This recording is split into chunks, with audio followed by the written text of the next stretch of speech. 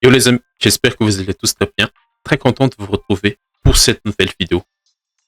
Il est de retour et il l'a confirmé avec son triplé contre la Norvège. Dembélé lance définitivement sa Coupe du Monde et avec ses 3 buts plus le but de Toué dans les toutes dernières minutes, la France s'impose 4-1 contre la Norvège et confirme sa première place avec 9 points et attendra encore pour le moment par rapport à la configuration des meilleurs troisièmes son adversaire. Pour le moment, si ça reste le classement des meilleurs troisièmes reste comme ça, ce sera la Suède pour les Français. Mais si ça reste comme ça, soit c'est la Suède, le troisième du groupe C, soit c'est... Non, le troisième du groupe D, c'est la Suède, soit c'est le troisième du groupe C, et le groupe C, c'est le groupe où il y a l'Écosse. Donc c'est soit la Suède, ou soit... non, attendez, qu'est-ce que je dis là? Je dis n'importe quoi là. Ouais, pour le moment, c'est la Suède. On va répéter ça, mais je dis n'importe quoi. Pour la France, c'est soit la Suède, qui est sûre de terminer parmi les meilleurs troisièmes.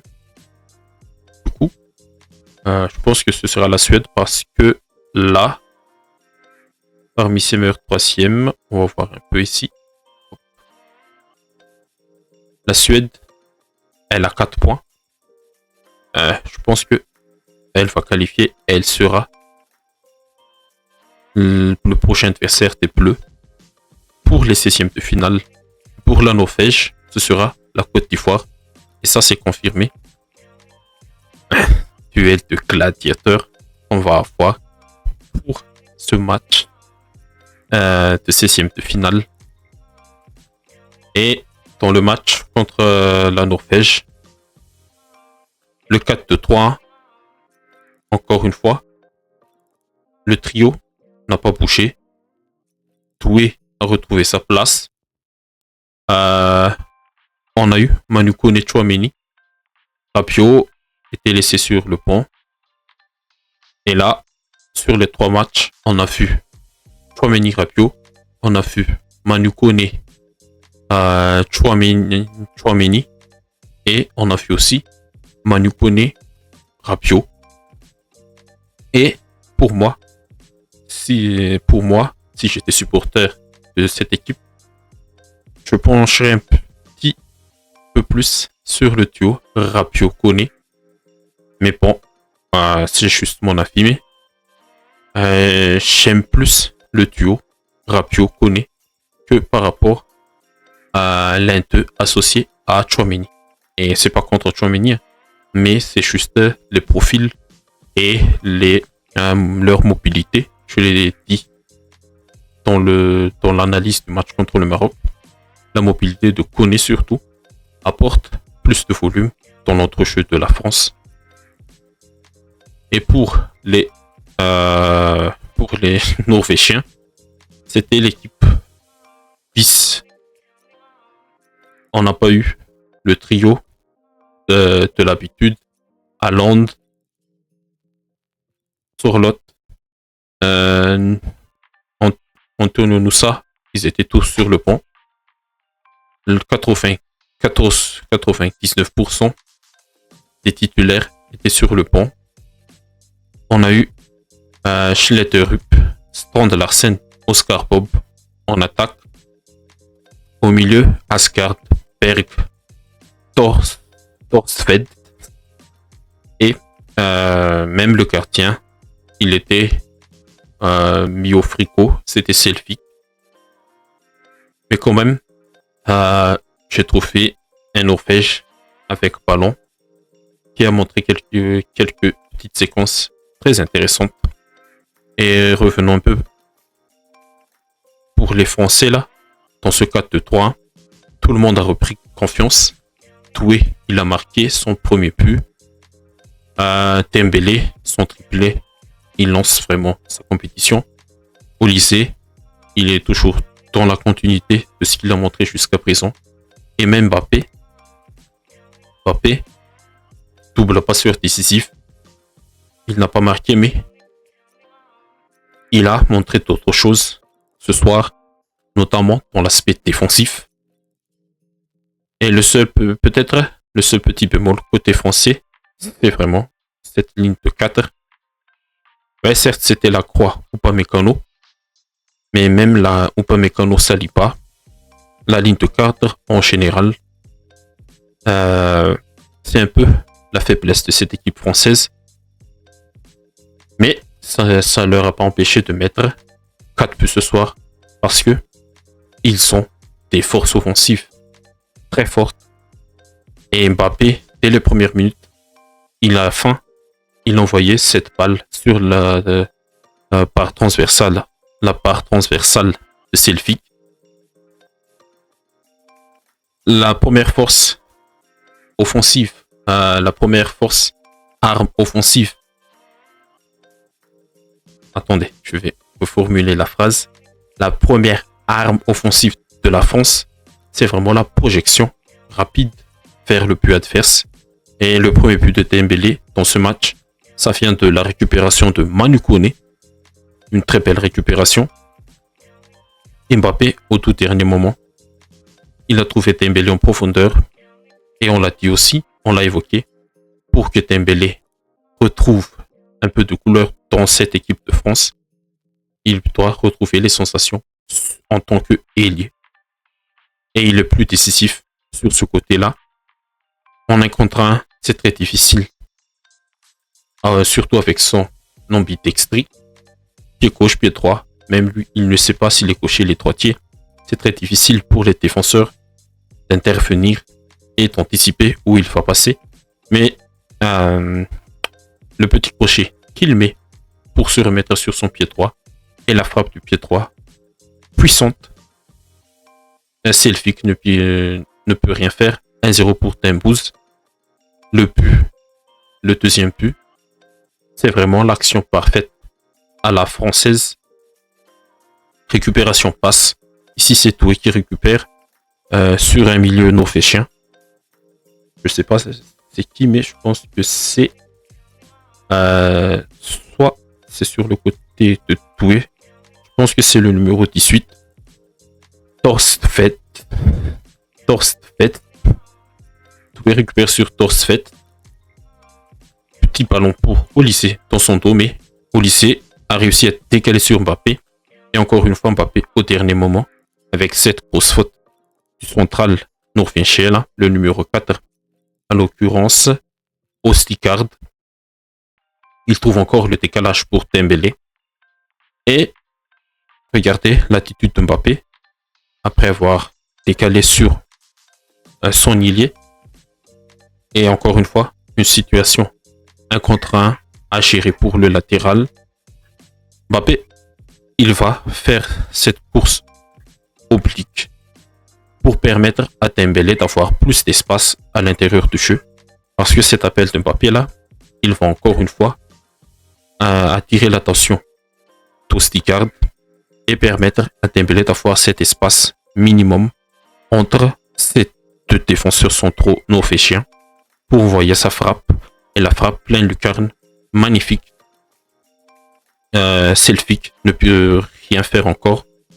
Et ça fait me sourire Guy Stéphane. On le rappelle, c'est l'assistant de Didier Deschamps. Didier Deschamps, on lui présente toutes nos condoléances parce qu'il a perdu sa maman cette semaine.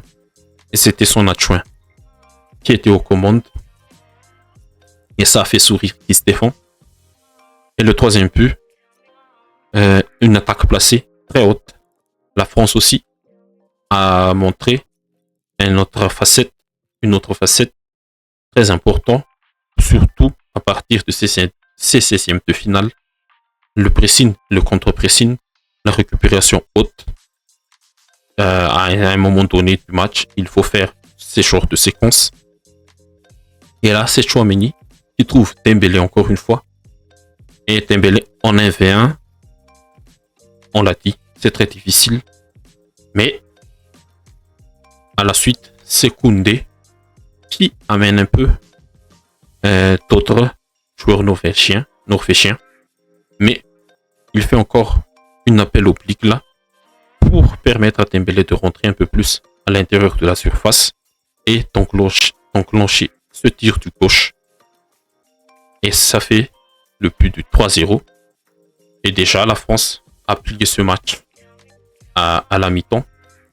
Mais par contre, il y a eu du beau, mais il y a toujours des choses à corriger. Et je pense que si Deschamps revoit ce match, il va surtout s'appuyer sur ses petites erreurs défensives et c'est un petit manque de concentration. Parce qu'à partir des 16e là, ces petites erreurs là vont te coûter cher. Et après le 2-0, dès l'engagement, il y a eu un petit bloc un peu désorganisé côté français. Et le décalage de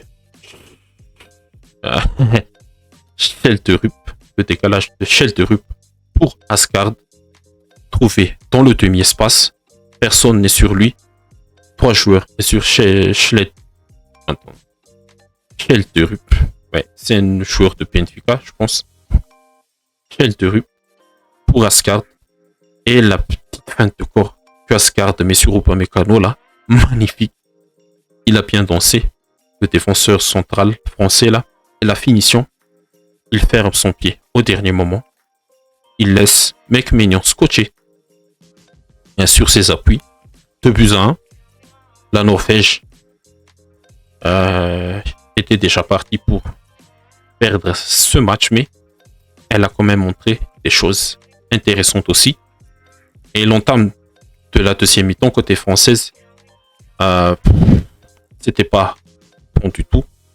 Et ça a permis au bloc norvégien de monter un peu et de placer, de créer ce genre de séquence d'attaque placée.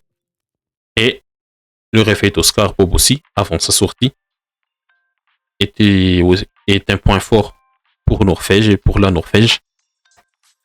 Et ils sont aussi de facettes d'attaquer, soit verticalement, avec ces Goliaths-là, devant, à l'onde, sur l'autre, un long ballon, une déviation, et aux deux gardes qui orientent après. Et soit après, on a des joueurs de ballon, comme Oscar Bob, comme Schelderup. Et sur cette action, c'est Oscar Bob qui provoque avec la combinaison avec son latéral. Et le premier crochet qu'il met sur Koné pour s'infiltrer dans la surface.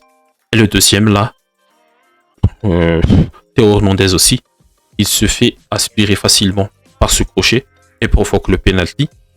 Heureusement, Mekménian arrête le penalty de Strand Larsen et l'élan aussi de l'attaquant norvégien là, le numéro 11.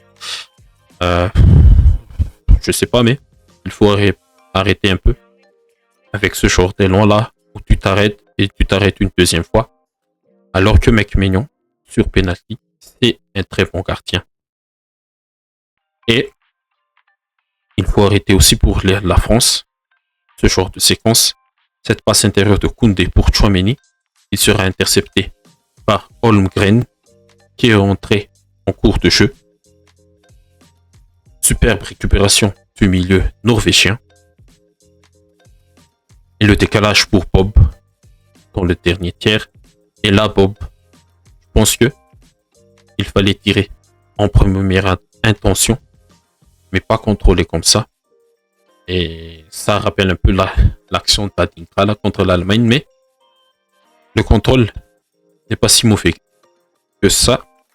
Il arrive à enchaîner avec son pied gauche, mais encore une fois, Mekménian sort l'arrêt parfait. Et en toute fin de match, Doué marque le dernier but. Magnifique tête, bien décroissée, hors de portée de Selfie.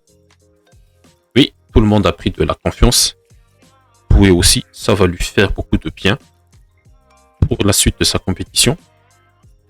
Et voilà, la France, elle a vraiment une quatuor offensive très forte. Et mention spéciale à Manu Koné pour moi, mon petit chouchou français de cette Coupe du Monde.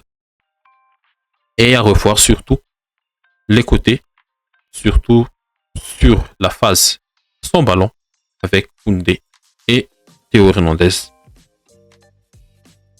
Et voilà, voilà les amis. Dans l'autre match, le Sénégal atomise l'Irak 5-0. Et grâce à cette victoire, le Sénégal entretient encore la chance de terminer parmi les meilleurs troisièmes. Pour le moment, ils sont qualifiés virtuellement avec ces 3 points et ce goal average plus 2. Mais ça peut se jouer entre eux, le Sénégal, la Corée du Sud et l'Écosse. Cette dernière place parmi les meilleurs troisièmes. Et on va revenir sur ça peut-être demain. Et surtout, on va aussi parler surtout de ce Uruguay-Espagne qui débutera dans quelques heures à l'heure où je m'enregistre. Et voilà les amis, j'espère que cette petite vidéo vous a plu. En résumé, très belle performance des Français qui confirment un peu plus leur statut de favori. Et on verra pour la suite, à partir des 16e de finale, les choses sérieuses commencent vraiment. Et je vous invite toujours à vous abonner pour suivre cette Coupe du Monde avec moi. Merci à vous tous. À la prochaine.